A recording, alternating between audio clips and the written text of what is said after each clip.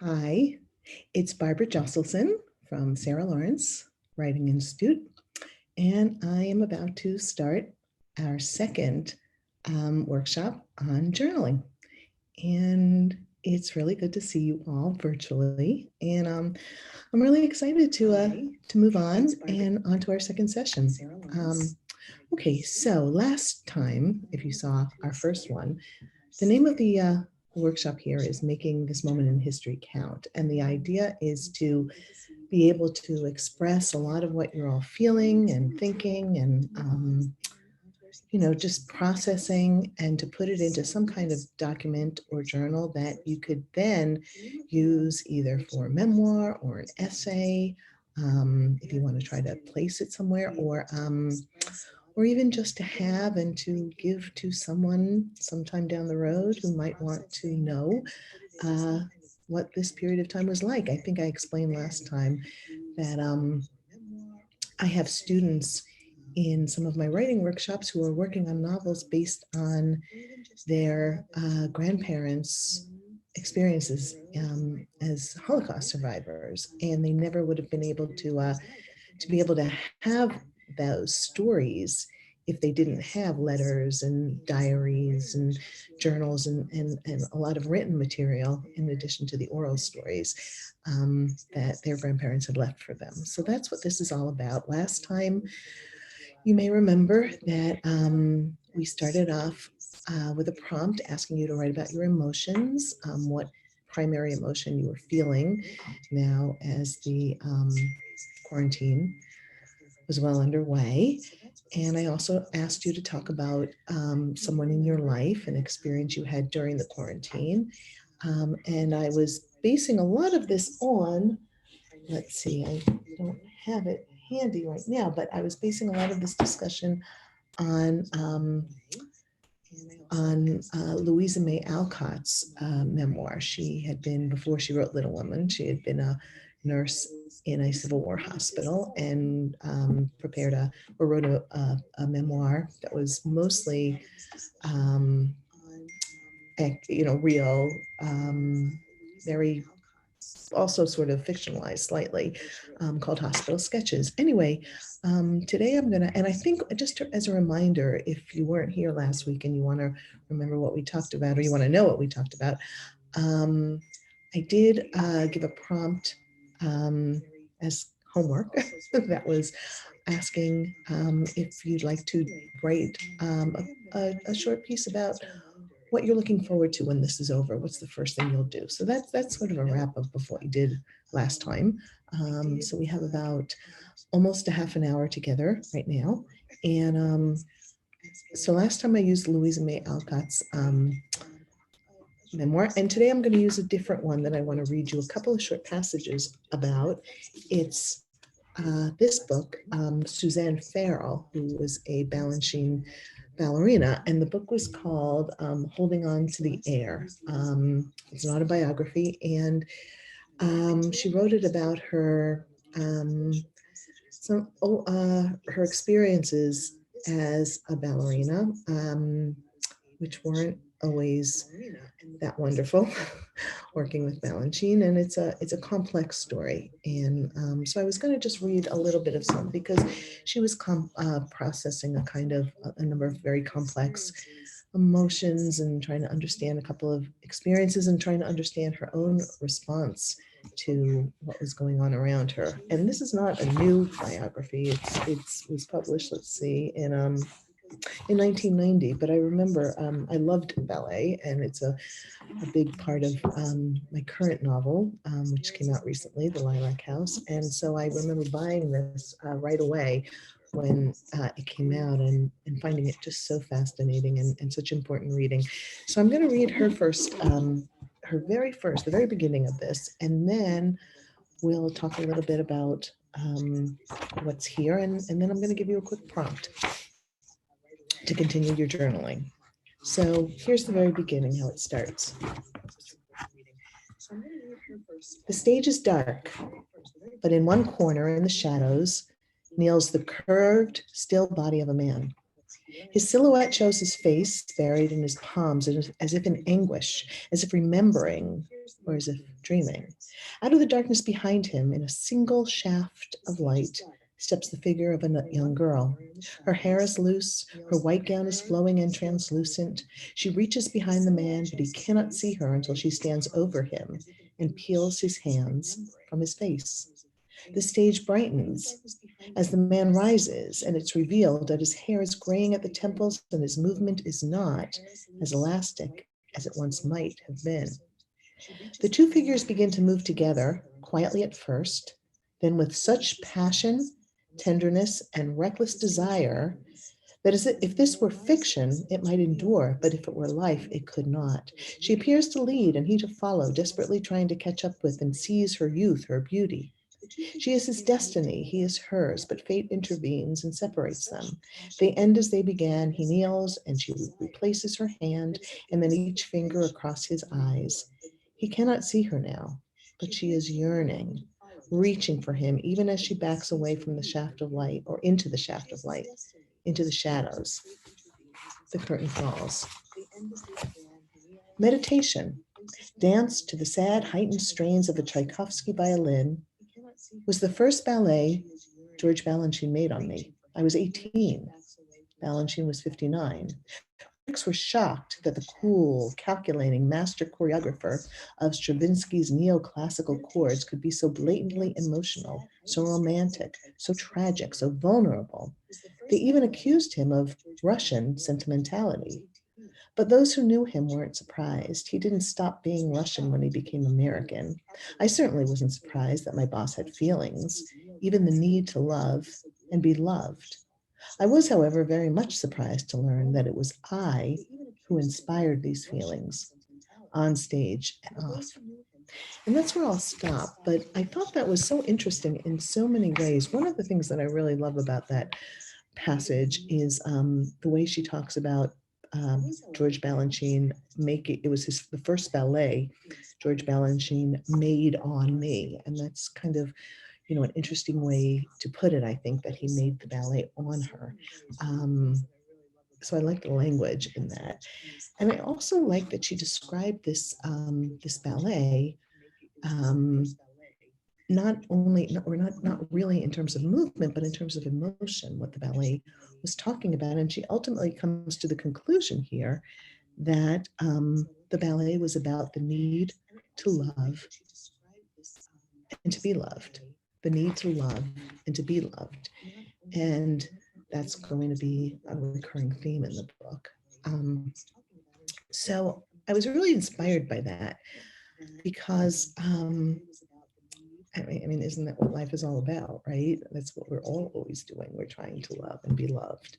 And a lot of our behaviors and motivations and actions, maybe especially in times of stress, are motivated by the need to love and be loved. So I wanted, for the first prompt today, that I wanted to ask you to write about a moment that occurred during the quarantine where you had an interaction with someone that was kind of governed or ruled or motivated or driven by the need to love or to be loved, either your love or your need to be loved, or someone else's love for you, or someone else's need to be loved by you.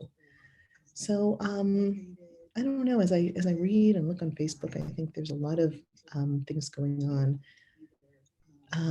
between people in this stressful time that have to do with love. So I wanted to do that. The prompt is to write about this moment, this incident, where the overriding driving force was the need to be loved or to love. And as I talked about last week, just remember that all we're doing right now is free writing moments, brainstorming, just letting the feelings and the words come out. So, prompts go quick. This will probably be just a couple of minutes, and I may insert some more direction as the time passes. But don't waste time editing, of course, or thinking you need to revise or thinking it needs to be perfect, because at this point, this is just all about between you and the page. Nobody's going to see this. it's just for you. So I'm going to I was inspired to put on a little music for the prompt this week that is going to be ballet music. There it is. And so there we go. I'm gonna go quiet for maybe, minute and a half or so. And then I'll check back in, keep writing. I'm gonna introduce another aspect to the prompt and we'll take it from there, okay? So enjoy. Happy free write. See you in a little bit.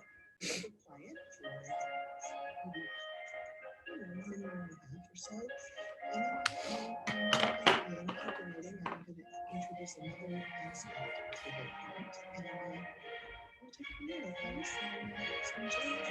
Happy fun. See you in a little bit.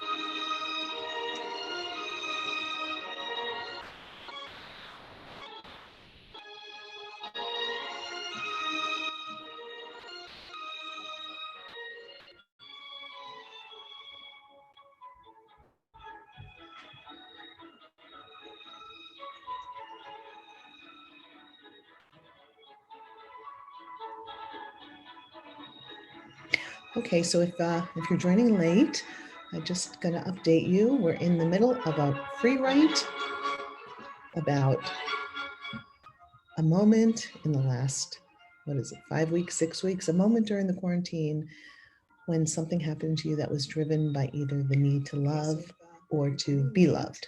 So I'm gonna let this continue for a couple minutes more, and then I'll check back. About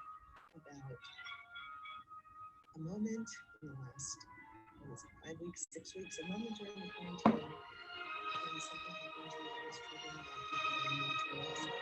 either the need to love or to be loved. So I'm going to let this continue for a couple minutes more, and then I'll check back.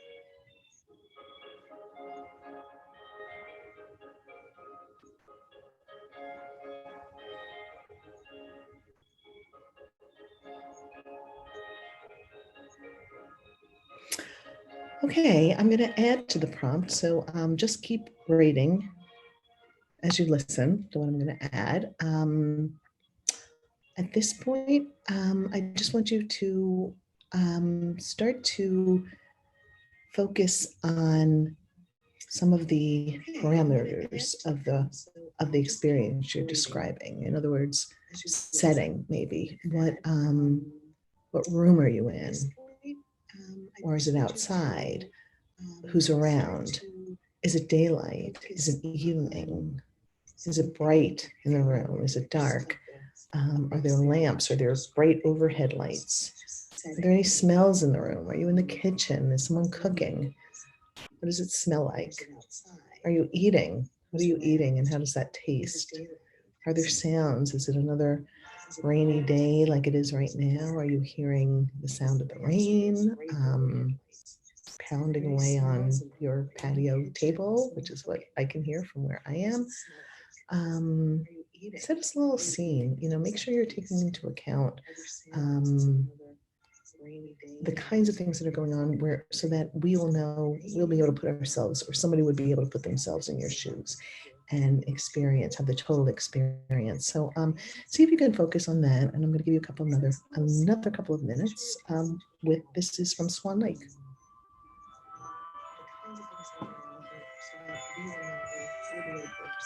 Somebody would be able to put themselves in their shoes and experience the total experience. So see if you can focus on that, and we'll be another couple of minutes with this is Swan Lake.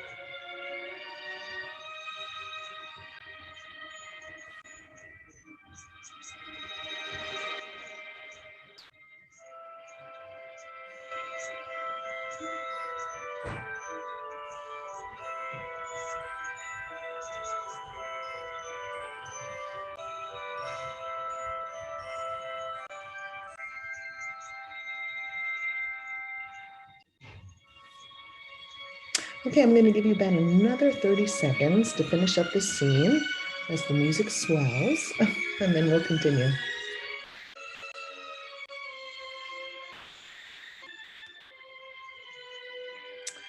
And again, if you're joining late, we're in the middle of a prompt that has asking you to do a free write about a moment that revolved around the need to love or to be loved. About 30 more seconds.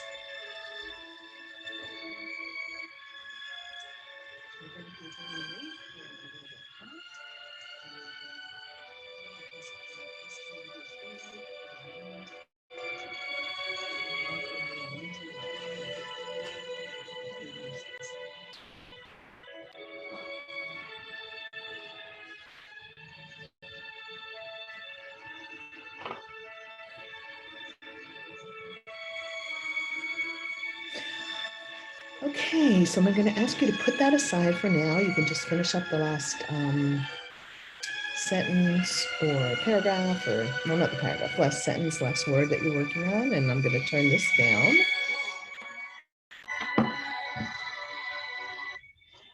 Okay, and I'm going to move on a little bit. What we're doing now is just working on short pieces, and in the next couple of weeks, we'll talk about how to combine everything and move it into a coherent story. But there was one more prompt I wanted to give you for today. I'm going to go back to the biography, or the autobiography, Suzanne Farrell's Holding On to the Air. And I was looking back over this, and I wanted to point out when she begins to speak about her family, her parents, and the influences that made her the person she was, ultimately becoming a beautiful dancer. Let's see, I'm going to read just a couple of paragraphs here about her mom and dad. She says, "Mother was very theater-minded. Though she claims to have had no ambition of her own, she could have been a producer or a set designer. She would scrimp and pinch pennies all year long to have an elaborate Christmas. The whole house became one huge decoration, and we always got everything we asked for. She would lock us in our bedroom Christmas morning until everything was perfect, and she had the movie camera loaded, ready to record our entrance. Everything was just slightly rehearsed and then carefully preserved on film, even though we had no projector to show the movies. Mother was a forward-thinking woman, and she knew that one day there would be a projector somewhere. Mother was our greatest conspirator, and she thought she had the three most talented daughters anyone could have. In spite of being a working mother, she sewed many of our frilly dresses, carefully ironing every ruffle and curling and braiding our long blonde hair. There was nothing in my childhood to show me that I couldn't be someone other than who I was. Even the rigors of going to school and learning history, math, and science didn't make believe any less real. It probably made it more necessary. Mother came from an exclusively female family, which was made possible by divorce. She was an only child. Her parents were divorced when she was 6 months old, and her mother moved back to the family house and never remarried. Mother met her father only twice, once when she was 8, and he came back saying he still loved my mother. He still loved her mother, and again when she was grown and divorced herself. Mother was brought up mainly by her grandmother because her mother was often bedridden, unable to walk for an entire year at one time, with what they called tuberculosis of the groin. Later on, when I knew her, she was considerably stronger and had made a living over the years by hand tinting cards for the Gibson Card Company and various photographers. In time, her only sister, also divorced, came to live with her. There were no men to be found anywhere near my family, except my father." So I want to stop there because I think that's such an interesting childhood.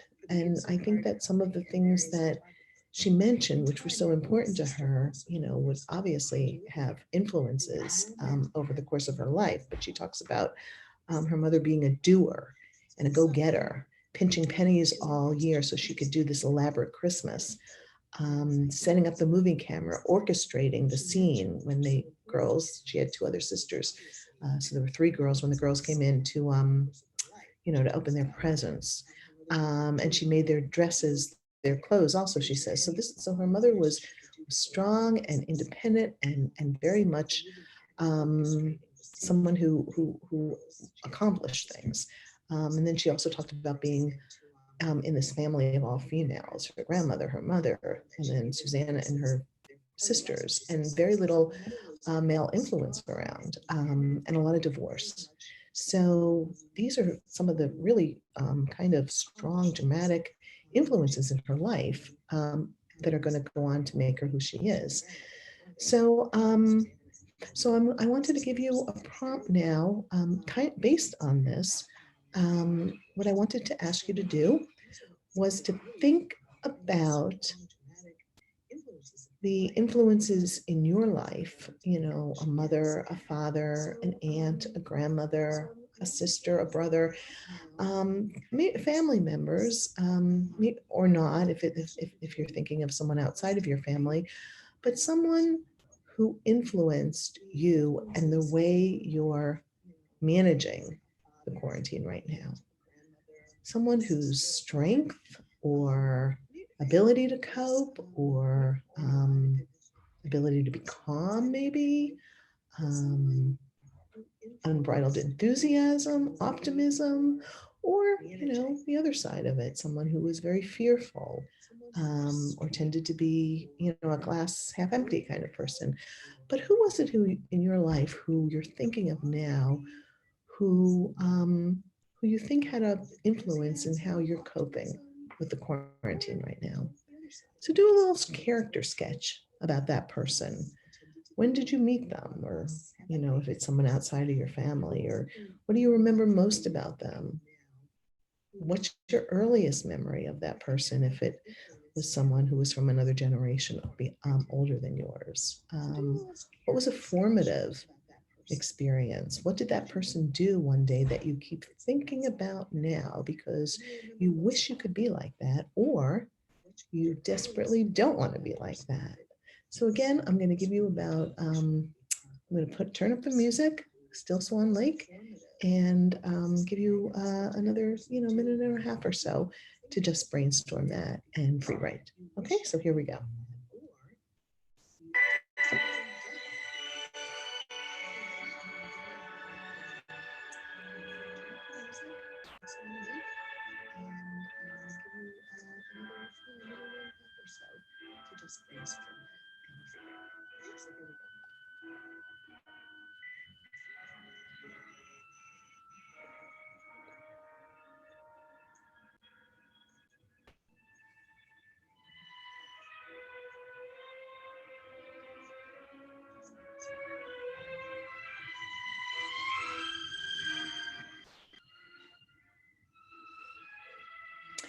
And actually, it looks like we've moved on, and we are now listening to the ballet Cinderella.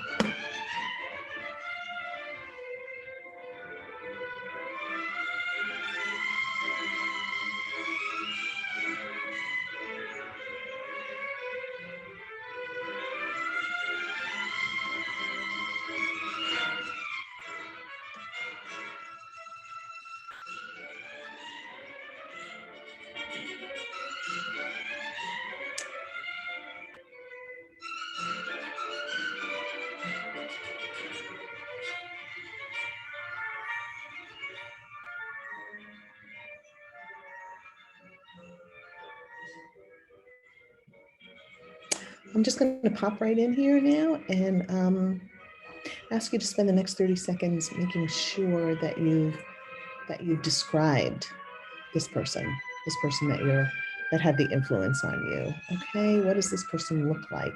What does this person look like now? What did the person look like back when you were aware of this influence that you're writing about?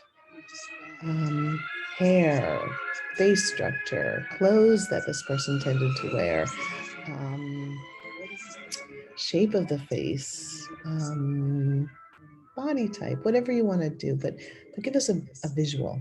And actually maybe not even just a visual. Maybe this person had a particular smell, maybe it was a perfume or a cologne. Maybe this person had a certain voice, a certain way of laughing, a sound that you remember. So take about another 30 seconds and make sure that you've included that in your free write, okay?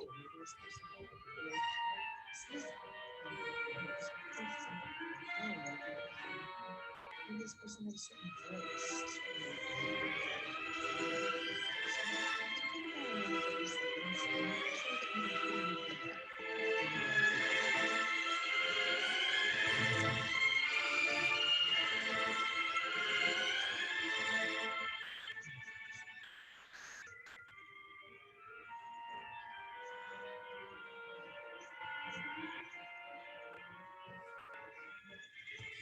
Okay, as I turn the music down. So it looks like we're just about done with our half hour. I hope you enjoyed that. If you're interested, again, the autobiography I was reading from is Holding On to the Air, published in 1990, Suzanne Farrell, the ballerina who worked with Balanchine, and I guess we're going to wrap up for now. So I hope you enjoyed these prompts. If you're going to do a little work on them, a little homework before next week, I would just suggest that, over the week would be a good time to read them over, make sure it reads exactly how you wanted it to read and that the thoughts are conveyed as you wanted to. While we were doing the prompt, that was about free writing and not editing, but now feel free to go back over these prompts or even over the ones that we did last week and see if there's anything you want to fix or change or clarify. And so anyway, that went so fast, but I hope you have a good week. And again, I'm Barbara Josselsohn, and I will see you next Thursday. Bye now. These prompts are even over the ones that we did last week, and see if there's